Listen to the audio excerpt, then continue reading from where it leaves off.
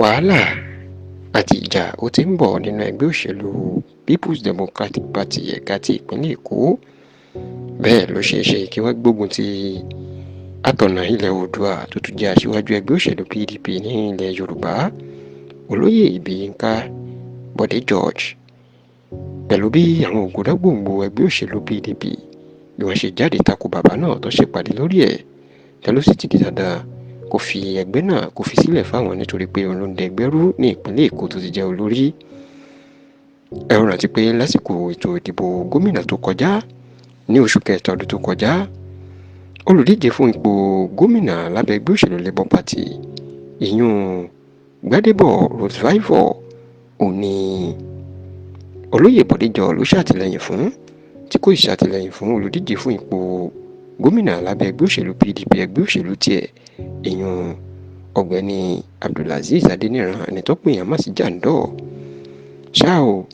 nínú ọ̀sẹ̀ tó kọjá yìí tí jàǹdọ̀ àti àwọn àgbà ẹgbẹ́ òṣèlú PDP lẹ́kọ̀ọ́ tí wọ́n ń káàkiri láti dúpẹ́ lọ́wọ́ àwọn èèyàn tó ṣàtìlẹ́yìn fún wọn lásìkò ètò ìdìbò ọdún tó kọjá,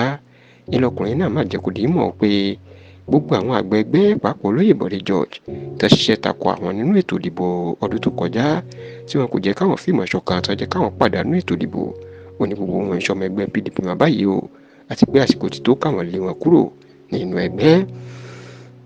Bákan náà, gbajúgbajà olóṣèlú tó máa ń ṣàánú ni tó díje du ipò láti ṣojú agbègbè Lagos West ilé ìgbìmọ̀ asòfin àgbà l'Àbújá ìyún ọ̀nàrẹ́bù Ṣẹ́gun Adéwálé ẹni tó pè yàn mọ̀ sí Eroland, òun náà máa kí ọ̀rọ̀ jàǹdọ̀ lẹ́yìn. Ó ní àsìkò ti tó káwọn lé gbogbo àwọn àgbà ẹgbẹ́ tí wọ́n ń dẹgbẹ́ láàmú tí wọ́n ń ṣiṣẹ́ fálátakò, ó lásìkò ti tó káwọn lé wọn kúrò nínú ẹgbẹ́ o. Ó ní báwọn kò bá ṣe báyìí, ẹgbẹ́ òṣèlú PDP ò ní ìtọ́síwájú, yóò sì máa fìdí rẹmi nínú gbogbo àwọn ètò ìdìbò tó ń bọ̀ ni. Bó tilẹ̀ jẹ́ pé dàsìkò tá a ṣàkójọpọ̀ ròyìn yìí, Olóyè Bode George kò tíì fèsì sí ọ̀rọ̀ tí jàǹdọ̀ Eroland àtàwọn àgbà ẹgbẹ́ PDP ìpínlẹ̀ Èkó kan sọ, ṣùgbọ́n táwọn ọmọ ẹlẹ́yìn Olóyè Bode George ti fún wọn lésì pé Bode George gan ni òpómúléró àti olórí ẹgbẹ́ PDP ní ìpínlẹ̀ Èkó, àti pé kò sí ẹnikẹ́ni tó lè lé bàbá náà kúrò nínú ẹgbẹ́ láéláé.